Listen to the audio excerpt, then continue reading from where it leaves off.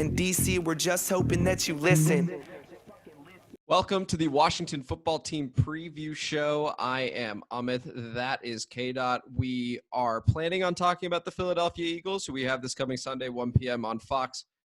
We honestly may not get there because a lot of us have not moved on from Sunday's debacle at Dallas with the benches, a 56-14 loss at Jerry World in one of the most embarrassing games I've ever seen in my life.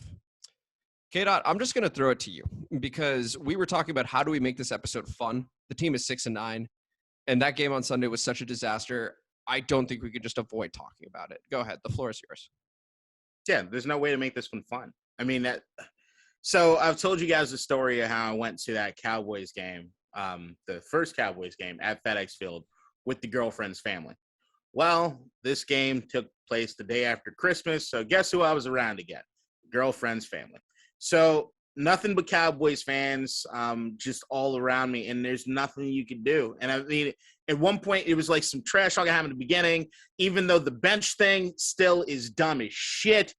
And it's like when they do it and you got a Cowboy fan sitting next to you, and you're like, they turn to, see, I brought y'all benches? There's nothing you can say. Right. Because it's so stupid, right? So it's like you look over and you're like, if this is any sort of litmus test for the way things are going to happen, this is not going to be good. And you kind of, you know, and it just had that feeling the closer you got to the game. It was like, and this feels like a Monday Night Massacre sort of thing happening. Like the vibe just doesn't feel good.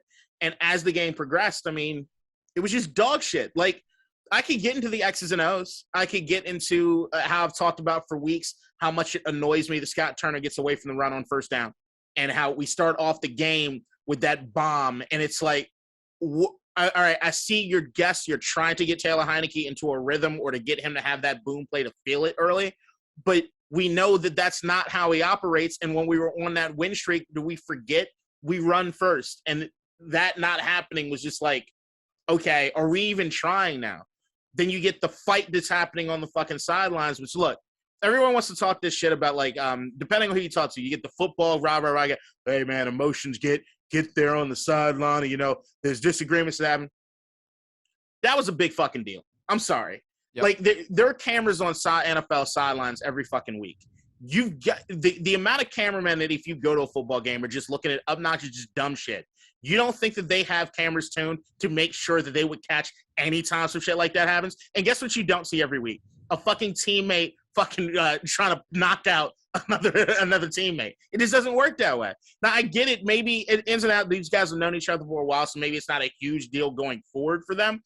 But it still was a big deal. And in a microcosm, you could see the frustration on the sidelines the same way that we feel the frustration as fans looking at it, that it was like, holy shit, how far have we fallen?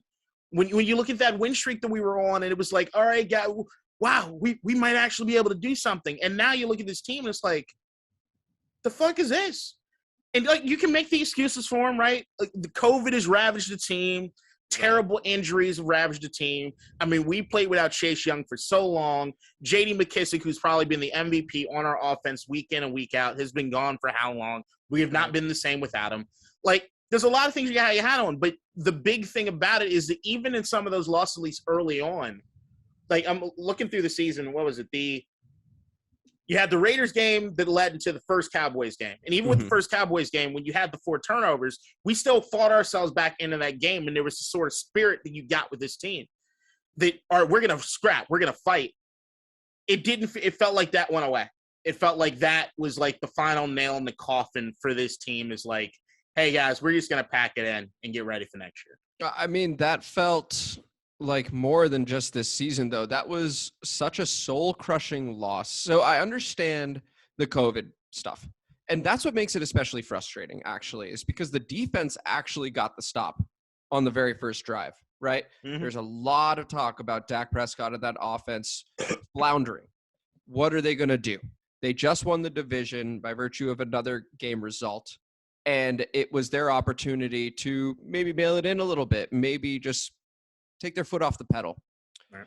And all we did was speed it up times a million when we asked Taylor Heinicke on the very first play, his first game back from COVID, to throw it deep to McLaurin instead of running the ball. Instead of doing what we do best, what our identity is, we immediately got away from it and asked Heinicke to take a deep shot on Trayvon Diggs, who was more than prepared for that play. It was probably the most embarrassing loss I've seen. I don't even know where to begin because, again, the COVID stuff, they got the stop at the very beginning, and then our offense didn't do any favors by allowing their defense to set the tone. It reminded me of the Super Bowl between the Broncos and the Seahawks, where one of the first plays for the Broncos, snap goes over Manning's head. It's a safety. Mm-hmm. Next thing you know, it's a party for Seattle. No one expected that. No one expected us to give up 56, even with all the COVID problems and the injuries. And it just felt like a huge party for Dallas the day after Christmas. It was disgusting. I don't even know how people think, maybe you do, that the Monday Night Massacre against the Eagles was worse. This was Dallas. This was at their place, and they did whatever they wanted. They were laughing and joking in the second quarter. 42-7 at halftime. Cooper Rush is in the game in the third quarter, throws a meaningless pass to Malik Turner, who proceeds to make half our defense, more than half of our defense, miss tackles on him. It was 60 yards. And then he scores to start the fourth quarter. Block punt on Tress Way. Nothing went right. Literally nothing went right. And Taylor Heinicke, who we go up and down with, right? Like sometimes not the guy, sometimes the guy, sometimes, we'll see. Through the two Dallas games, he didn't have any offensive line help, but he didn't help himself either. I mean, those were just really, really poor performances from him, where I think you got to do better than what you did, especially against your arch rival. I don't think Heinicke – I think that I can understand wanting to be upset with Heinicke. It wasn't a good game, and he didn't do himself a lot of favors. But I don't think Taylor Heinicke has changed that much over the course of the season. There's not been a game where I'm like, he sucks. That's Taylor Heinicke. We know what the floor is, and it could be fucking – like, I still look at him and be like, I'd love to have him at a backup quarterback in any situation, right? So we know where that is. That hasn't changed. And we're saying the peak is, all right, can he get you to win games? And the only way that he can do that and be a perennial starter is if you're doing everything in your power to help him. He can elevate you if you get him and put him in a position at the end of the game to make a certain throw, to have that moxie, to do certain things the right way.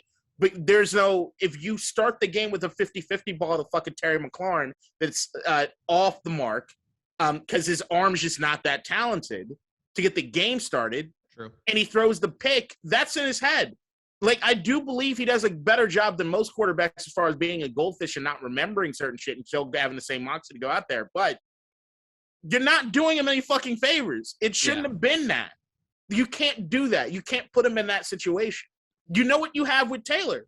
He's not going to turn to Patrick Mahomes in a fucking quarter. You can't do that. Okay, so how about this? Let me ask you this. Say you have 100 points to give here. Seesaw this for me.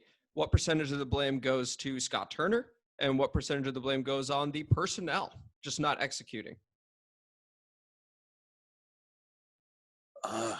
It's hard to say because, I mean, the same thing that I'm saying as far as the excuses is I want to blame COVID. I want to blame the injuries. Right. I want to blame – I mean, you look at this team over the course of the last how many weeks, how much shit has it been through? It's very akin to almost like what the Raiders have kind of seen as far as this like, you got front office issues they had with John Gruden. We have everything that's happening with fucking Dan Snyder. You have what happened to DeShazier Everett and his girlfriend. On top of now this week, Montez Sweat's brother shot and killed in Richmond or just outside of Richmond. This team's dealing with a lot of shit. And once you get on that losing streak, on top of all this stuff, the COVID just hit at the wrong possible time. And you have the injuries themselves, which are already hard enough to get through. It sucks. So, like, I don't know. I don't know where these guys' heads are at. I mean, that's the thing is I want to look at Ron Rivera and be like, all right, well, you got to do the better job to get these guys mentally prepared or mentally ready to get in it. But it's a tall task to ask from anybody. Yeah. Especially when you look at Ron Rivera as the only fucking coach in the NFL that's still probably wearing a mask on the sidelines. I think he's probably still worried about COVID himself. Like, how involved can he be? Yeah, that's a really good point. And so just to play, it's not even devil's advocate, they're facts as well. We didn't have any of our linebackers, right, for that game. And it's important to keep that in mind. I know it still hurts us, right? 56-14, regardless, is inexcusable. We still put out NFL players, right? But like Milo Eifler, or however it's pronounced, when they showed him on the screen in the intros, and he's just like, clearly they didn't expect him to ever start a game. No. They do those for everybody. Here's Jamin Davis, who was supposed to get the start and who we talked about in the preview show. Big time. He's in the car with Benjamin St. Juste that see DeShazer Everett go off the fucking side of the road. Yep. And the girl that they were just having dinner with is dead. The fuck does that do to somebody's head? Real shit, as Ron Real shit. So when you see the fight and everything happening, I'm like, look, do I want my see my team implode like this on national television? Absolutely not. But I challenge anybody and any team to really to have a successful outing with all the shit that's happening. Yeah. Here's what we're going to do. We're going to spend the rest of this episode basically doing therapy for each other. And then we'll conclude with a prediction with the Eagles game. The Eagles, number 1 in rushing, still doing their thing. They're basically fully healthy. Miles Sanders is missing the game with a broken hand, right broken hand. But that's about it. The only guy questionable, Jordan Howard, with a stinger. He was limited in practice Thursday with a stinger. He will play. So that's where that's at. Yeah, Let's keep talking about this Dallas game, though, because I think we need to. It's certainly helping me and maybe helping you guys listening to this as well. You said Jonathan Allen, Daron Payne. That was a big deal on the sidelines. I fully agree with you. What do you think the resolution is? I'm not even going to speculate on what the fight was about or who was right and who was wrong. What do you think the resolution is here? It's letting them two guys get and figure it out on their own. Like that's what it is. I mean, they've known each other for entirely too long for anybody else to get involved with that shit. If it is a situation where they can't get it right, or they can't get on the same page, and maybe somebody needs to step in and figure this shit out. I don't know. I mean, it's hard pressed to say that I can't think of a bigger leader in the locker room, especially on the defensive line, than Jonathan Allen. So I don't know who it is going to step to him to try to do anything different. I will say to Daron Payne, like, you stick your finger in any guy's face or head in that way, expect to get knocked the fuck out. Like, I understand Jonathan Allen, where he's coming from. I don't know what was said before that, but you can't do that to another guy. It just doesn't fucking work. Yeah, I think it's just one of those things. It's just two guys. The emotions are high. They're very high. They're frustrated. They're looking at the scoreboard. They see it the same way. Can you imagine being on the sideline? You come in and you're like, dude, did we bring our benches here? What the fuck? I know. Then you look across the field and you're like, really? Y'all did this? Like, why would y'all do this? And it's like, then you're going out there and then, right, you're trying to get yourself hyped up after everything that the team has been through. You know, you got a bunch of guys that aren't there. DeShazer Everett's a fucking team captain. He's out. Like, you got all these things happening, and you're going, all right, we're supposed to stay on the sidelines and make this shit happen. First play out the gate, we're on offense, fucking interception. All right, I got to shake it off some more and get back into it. Defense does it. They shake it off. They get to stop. Then shit just starts snowballing, right? And once you get that snowball going, and then when you had Dallas to go run the football and basically do anything they want to do on offense at certain points in the game, they could do. I mean, the offense wasn't setting them up with great field position, but what our offense was setting up Dallas with wonderful field position. So it was a lot harder for the team. That's fucking frustrating. Yeah. Where you're like, nobody's helping us right now. And we've got to dig ourselves out of this thing on Monday, on the day after Christmas. That's even Christmas. That's what Christmas fucking stresses. If you're not riding high and riding momentum, which once again, I'm a big momentum guy. Yeah. It's really hard to gain it back, especially when you're looking around the locker room. You're like, who the fuck's? I don't know half you motherfuckers. Where y'all come from? Yeah. I want to key in on Daron Payne specifically. I don't know if you've been following, but Daron Payne's dad was on Instagram, clapping back at people. One of the clapbacks was get a fucking QB in reference to the Washington football team. So he made that comment. Daron Payne on Instagram, I don't know if you followed this, removed all his Washington football team photos. Bio has changed. It's just Daron Payne in regular street clothes, basically, in all the photos that he has. Do you read into that? Okay. So now that it's brand new information to you, what is your initial reaction to that? Do you think this is something we can get past? It might be too far gone. Like, that's the thing, is that even if it's not, like, this is now you've reached a point of being petty. Yep. If this is your clapback because they came after your dad, I understand wanting to defend your father. Sure. if you're spending your time online archiving all the photos of you on it, then something's going on with you. It's the same way when you get through the bad breakup, you go on Facebook, everything, try to do the scrub, just so that on this day, 5 years later, ain't you and your ex, right? So you're trying to you're an emotional sobby mess, or you're fucking angry as shit, but you're there's some emotion there. You're not over anything when you're in the fucking moment and you're doing that shit. So maybe it is more to it than that. It's not a good look. Nope. I with a defense that needs to work, especially a defensive line that really has to work together to make shit happen. That's the last thing I want to hear going into this game. And it's just, especially when we're looking at the talent that these guys have on defense, it not going their way as far as the success rate goes. This is bad. And then once again, what happened this week with Montez, I'd expect guys to kind of rally. I don't understand how deleting all of the photos. I don't want to make it a huge deal. I really don't. And I think that's more wishful thinking. Yeah. That these guys could salvage it. They've been teammates. They're just good guys together, but it ain't good. Yeah, it's not good at all. I mean, it's going to be one of those things where I think Tim Settle is a free agent. Now, maybe you have to bring him back. And Daron Payne has maybe chosen himself. You know, there were those rumors about trading for Deshaun Watson, assuming everything was okay with his legal situation. Maybe he sort of chose himself as the defensive lineman that, is traded. But the Texans will be aware that his value has diminished a little bit because of this, right? That we would be looking to ship him somewhere.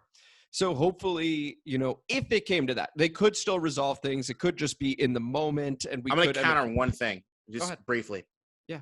I think of all the organizations, it does not look bad as a player to have a meltdown in Washington. That is a very, very good point. I think that, you look at Trent Williams, who at the end of it, we were just kind of like, all right, we're just over this. It's got to end. Right. He's still the best fucking offensive lineman in the He's been incredible, hasn't he? And here's the thing, every Washington fan, even back then, we were like, we didn't want it to end this way, but we're just like, we got to be over this. We just got to put it in pass. If there's no coming back from, we got to get it done. And Trent, not showing up, not doing this to any other situation. A lot of times you say, oh, this guy's being a attraction. Now, when it comes to Washington, fuck that. Get your boy out of here. I think the only even when you see today, Orlando Scandrick is out there talking shit about how somebody was asking him, how was his time as Washington? He was like, it was the worst time ever. Oh. And the motherfucker was here for 2 weeks. And this was shit. But here's the thing. When he said it, the initial outpouring from everybody else around, every other fandom, every other organization is like, yeah, we understand. It's fucking Washington, guys. It wasn't until you had Washington fans being like, yo, he wasn't there that long. Right. We have to then defend ourselves. There's no benefit of doubt going towards the organization or anything that's happening here. When you hear dysfunction, it's like, yeah, just get that person out of Washington. He'll be fine. Yeah. No, that's a fair point. That's a fair point. So we're going to see what happens with all the moves in the offseason and stuff like that. Speaking of the offseason, K-Dot and I are going to be putting together a series where once a week we are going to break down building an NFL franchise. So we're going to start with what the philosophy is, what needs to happen. Do a GM and head coach need to see eye to eye, for example? Does the GM come first? Is it chicken and the egg? Is it the head coach and then the GM, then the head coach? We're going to get into all the nitty-gritties of that and our general philosophies, and then we're going to break down each individual per episode. So we're going to have a full episode on Dan Snyder. We're going to have a full episode on Martin Mayhew. We're going to have a full episode on Marty Herney, team president. We are going to break it all down. Ron Rivera, Scott Turner, Jack Del Rio, their coaching philosophies, their personnel decisions. We're going to get into all of it leading into free agency. So just look out for that as well. But that's the offseason. We're still in the season. So with 2 games remaining, we got the Eagles, and then we got the Giants without Daniel Jones, who is apparently Tom Brady every time he plays against us. So Michael Vick. Oh, seriously. That's probably the better one considering how much he's like 05, 06 Vic. All right. That's actually probably the better comparison. Here's the question. Do you have any playoff hopes in your head right now? No. Good. Making sure that you're not delusional. Just wanted to put that out there. I'm seeing some playoff scenarios. People are like, oh, we could make it. It is incredibly, incredibly wait until we get to predictions. But I'm not holding look, I'm not waiting for the playoff. I look at this team, I'm like, I don't even want them to go to the playoffs. Honestly. I don't want to see a Ron Rivera team self-destruct in the last few weeks because that's not good for him, and I'm still a Ron guy. Yeah. And I might be a Ron guy because I'm giving him too much a benefit of the doubt. I just know that I don't like as much turnover as we've had in Washington. Mm-hmm. And when I'm talking about a rebuild sort of standpoint, which is what I thought he had when he came in, because I did not like the team under Jay Gruden at all. I'm just like, all right, I'll give him more time. I mean, the quarterback that we went out and go get didn't get to fucking play. So like, there's a lot of that shit where I'm just like, all right, I'm willing to give him more runway here with this organization, more than other guys. But I don't know, man. I actually just thought of something, and this is not directly tied to the question you had, but I was thinking about something you said earlier, which is like the low point, or like, what was this worse than the Monday Night Massacre or anything? Yeah. I'm reminded to 2013. We played Kansas City in Washington. Yep, I know what you're talking about. Go ahead. It was the 45-10, I think was the final score. Snow. But it was snowing. Yep. At halftime, it was like 36-0 or something stupid. It was ridiculous. And I remember they did a shot it was on CBS. I took a photo. It was a cover photo on my Facebook for a minute. The stadium had to have maybe 200 people in it. And there was just snow on the seats. And it was like, I remember the promise of what 2012 brought us. And seeing the RG3, Alfred Morris, Pierre Garçon, Santana Moss at the tail end of his career, but he was still awesome. Chris Cooley was still, like, there was this 2012 just high that we were coming off of.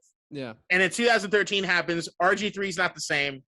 And I remember this Kansas City game coming, and I'm being like, does it get worse than this? And I think that's always the worst part, is the sinking in after things feel hopeful that it's just going to continue being shit. Oh, man. Yeah. You see what I'm saying? It's like 2012 shows promise, and it's like, all right, we're not there yet, but we're working on it, guys. Like, it's looking good. And then the Kansas City games happens that year, and you're like, we've got to blow it up.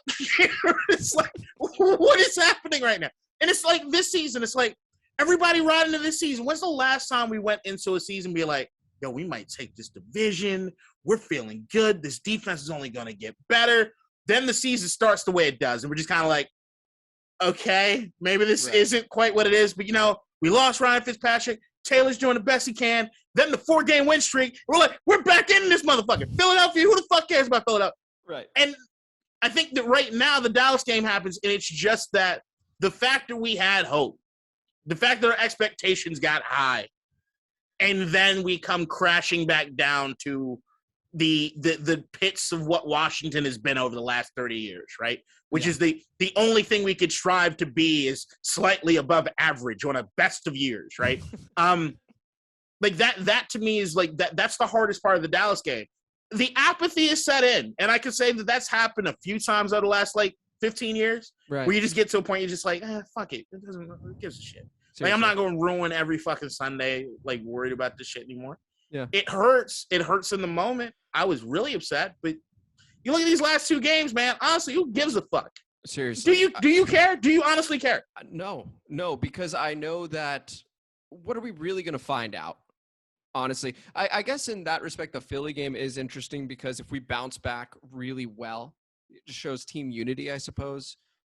Almost a last hurrah for the season. Like, hey, we can finish 8-9. At this point, normally I always want to win just so that I can see the young players develop and become better and work together and have something nice going into the next season. But the reality is there's so much roster turnover constantly that it never works out that way. It really doesn't. The one fun fact I wanted to mention, I believe that would have been Alex Smith's first season in Kansas City, right? Because Colin Kaepernick took over in 2012. Alex Smith goes over, dominates. That was probably his biggest win at FedEx Field, despite starting for us a whole bunch too. I'm pretty sure that was Alex Smith in that snow game. Yeah, Alex Smith. Didn't he have a crazy game? Yep. 14 of 20, 137 yards, 2 TDs. That's who he was. That's who he was in Kansas City. He had a Jamal Charles, 150 yards on the ground. That's where we're going. Right. Jamal Charles was something else. Quick question. First off, I think I'm just going to call this. We do the State of the Union, which is a DC Sports wraparound coverage segment on the Tuesday show that comes out Wednesdays. I think this is just going to be a Washington football team preview show, State of the Union. We're just sort of chatting about Lord knows what. What team to you is better, the 2020 Washington football team or the 2021 Washington football team? And I'm going to go ahead and say that the more impressive of the two is still the 2021 Washington football team, despite that blowout loss.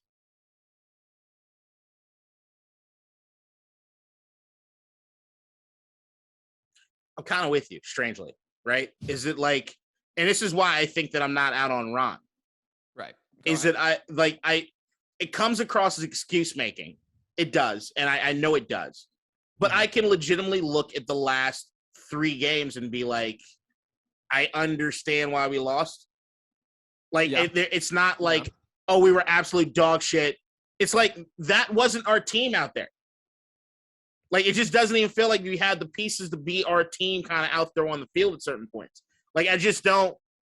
I think that we're in a better – I think we've been making progress as much as it feels like shit. Mm-hmm. Yeah. I like that Jamin Davis is getting more time, and even if he didn't get to play last week, and where the linebacker group is now. Ryan Kerrigan, as much as I miss him on the defensive line just as a name, he hasn't done shit in Philadelphia. Who knows if he had just fallen off a cliff or if we would have loved to have him with the injuries that we had this year. But I don't know.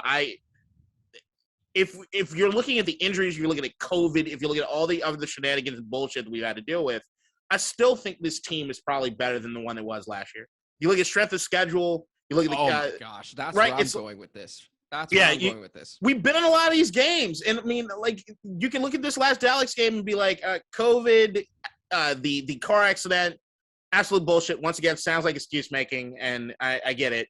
The Eagles game the week before, did we even have a legitimate NFL team on the fucking field? Nope. And then the Dallas game is the 4 turnovers that were very fluky, and then outside, nothing bouncing our way. We were missing from a defensive end standpoint, we were at 4th stringers, and we were still in it at the end.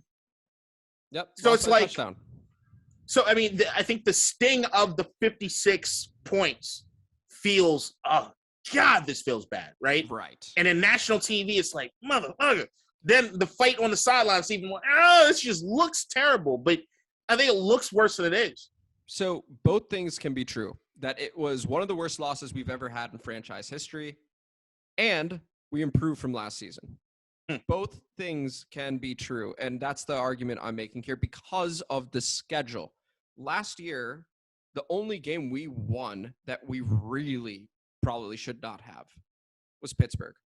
And we also got lucky because they had a game moved with the Baltimore Ravens due to and Ravens they were the COVID issues. Worst 11-0 team in the history of football. Exactly. And even then, the worst, and we managed to eke out a win. Incredible result for us. But the other games we were really supposed to win. You look at the quarterbacks we beat, and I'm not even going to say we beat Jalen Hurts last season because it really didn't feel like it. It felt like if Jalen Hurts had finished that final game in Week 17, we weren't going to the playoffs. It was Nate Sudfeld that came in, threw a pick. It helped us out big time. So we beat Nate Sudfeld. We beat Andy Dalton, Ben DiNucci. We beat all sorts of just crap quarterbacks overall that aren't starting right now. Nick Mullins is the 3rd stringer for the Cleveland Browns. Decent quarterback, but we took care of business. That's the reality of the situation. This year, we beat Tom Brady. We beat Daniel Jones for the first time ever. Beat Matt Ryan, who I just saw some analytics showing. He's getting literally no help from his defense, from special teams. Nothing. You name it. No, his running game has been so-so. Cordero's been great, but like outside of that, Matt Ryan, Derek Carr, you name it, we have done. Cam Newton. And by the way, he's now played terribly. And now looking back, I was so frightened. That was one of the worst takes I've ever had. But the thing is, that was a high energy game, and he played great in it. Yeah. And he did play great in it. And Heinicke still managed to get a result on the road. So we have improved. And I just want to keep that perspective for folks that just because we're not going to the playoffs this year doesn't mean that we're worse than last year because we did in a historically bad division. I think the true test of that question, answers can change in 2 weeks. Russell Wilson. We beat Russell Wilson. Well, yeah, Russell Wilson. But in 2 weeks, it's got to be how this team finishes out. At the end of that Dallas game, it looked like the heart had been taken away from the team, and I did not like what I was seeing effort-wise from anybody. Yep. It was over. Now I know it's hard to when you know mathematically you can't win a game to still play hard. But I need to know that we're still playing with some sort of oomph. These final 2 games, we have to play hard. Like, if we go just meandering into the offseason and nobody gives a shit, then I don't know if I'm 100% on board that we're in a better place. Because the one thing I did give that team credit for, and like, once again, it's different because we had something to play for last year, is they always play hard. They always played hard last year. Like, regardless of who was up to bat at quarterback, they always played hard. And I think that has been something we've seen from this team, even in losses. And the last few weeks have been hard because of the injuries and COVID and everything. But that Dallas game, I saw for the first time the twinkle in the eye that it was, hey, we might be giving up. And if that's the case and that continues, then no, I don't feel as good about it. But if these guys go in and they can look at it and say, hey, rough go, shitty season, let's fucking get back and get at this thing, then I feel good about the direction it's in. There you go. I actually agree with that. So let's conclude the episode with just picks. I don't think there's much to dissect. The COVID situation consistently moves people in and out. Just today, hours before, Sam Cosmi went on the COVID list and Tress Way went on the COVID list. The other injuries we have, Antonio Gibson, again, not practicing, but he may gut it out. Props to him. Props to John Bates. They were warriors in that Cowboys game. And John Bates in particular was breaking tackles, stiff-arming people. He fought. And I was very, very proud of his performance. He's a rookie. I'm looking forward to seeing him grow. Other people, William Jackson may not play. Montez Sweat, we will see. I mean, honestly, I don't think he should play. That's my opinion. But if he grieves by being on the field, by being with his brothers over there, then do it. Do whatever you need to do. It is totally acceptable. And thoughts and prayers with you and the family, Montez. Then we got Sadiq Charles, limited. Curtis Samuel, limited. What a bust. I mean, I wish we had, as a team, taken care of Curtis Samuel better and that he had taken care of himself better. I don't know what exactly transpired, but for it to linger as long as it did and for it to be a problem as long as it's been a problem for, very, very poorly managed. It's been the costliest thing for this team. Horrible. Horrible. People are talking about Paul Richardson. At least Paul Richardson saw the field. So it's bad so far, but we'll see. I mean, Curtis is explosive. We've seen glimpses of it. But this wasn't the season for him. Tough luck. We still have him for 2 more years. Let's see what we can do. James Smith-Williams limited, Heinicke full. So that's what we're dealing with. So prediction time. Washington, 3.5-point underdogs at home. The spread. Oh, that was the spread. Sorry. And then the over-under is 44.5. K-Dot, score and winner, please. I got Washington winning this game. So after saying all the shit, I don't like that line. That line to me means everybody understands kind of what we're saying, that these losses just look a lot worse than they were compared to where it is that the dynamic is of this team and where we actually are compared to Philadelphia, right? Yeah. That the last 3 games are not truly indicative of where this team is and what this team can do. Because I was looking at it, I was like, man, Philadelphia's they've got to be at least a touchdown favorite going into this, right? Like, they got something to play for. It's their lines to the playoffs is a lot. Yep. Makes more sense. And so you said the total was 44? Yeah, 44.5. I can't remember which exactly. Fuck it. I mean, this none of this shit makes any sense. Let's go Washington 24. Philadelphia 23. Okay, 1-point win. You know what's crazy is I'm thinking the exact same thing. I think we finally had that mind meld. Kevin Sheehan calls it the smell test, which he does on his show at Sports Talk 980. He may do it on his podcast as well, where he looks at various lines and goes, this line makes absolutely no sense. Washington being only 3.5-point dogs with Philly, all the national media on them. They're the darlings right now. Right. All of that attention on Philadelphia. They're playing so well right now. Only 3.5 points. You'd be insane not to take them, which is why you take Washington. I actually do also think Washington wins this game. They're as healthy as they've been in quite some time. I'm going to go Washington 24 as well. Philadelphia 17. I really think we slow them down. Miles Sanders not being available is big. He's a huge part of their rushing attack. Jordan Howard, let's see if the stinger actually bothers him on Sunday. That's so funny to say out loud. But we'll see. Boston Scott will be playing. Hurts is going to be running. But we get our linebackers back, right? And we're going to see, in my opinion, a very big difference. And a team that's loose. Really, all expectations are gone now. And I'm sure Ron is telling them that too. Hey, play loose, play with some pride, and let's just have a good time. Let's play spoilers on these guys. And I actually do think we do it. So 24-17, I'm just south of the over-under. Kadeen is just north of the over-under. I honestly think that's just going to conclude today's show. This was the Washington football team preview show. I'm Amit. That is K-Dot. Thank you so much for listening to us vent. We hope you got to vent too. Please put it in the comments. Please like, subscribe, etc. And just enjoy the game on Sunday, or enjoy Red Zone if you choose not to watch it. I wouldn't blame you, certainly, but I do think we're going to eke this out. All right. So every Friday, 2 p.m., we've got one more coming. And then we have the off-season specials where once a week we're going to, again, the philosophy for building an NFL franchise. And then the owner, Dan Snyder, the GM, Martin Mayhew, the team president, Marty Herney, the head coach, Ron Rivera, the offensive coordinator, Scott Turner, defensive coordinator, Jack Del Rio. We're going to get into them in great detail to see, are we actually on the same page across the board? Okay, so looking forward to that. I'm pumped to do that with you, K-Dot. I'm pumped for that too. Yeah, I think it's going to be a blast. So until next Friday, enjoy the game, guys. Take it easy. When we lose by 50, I don't want to hear shit from anybody. It's just what it is. It is what it is. The NFL makes no sense even in that direction. Thank you.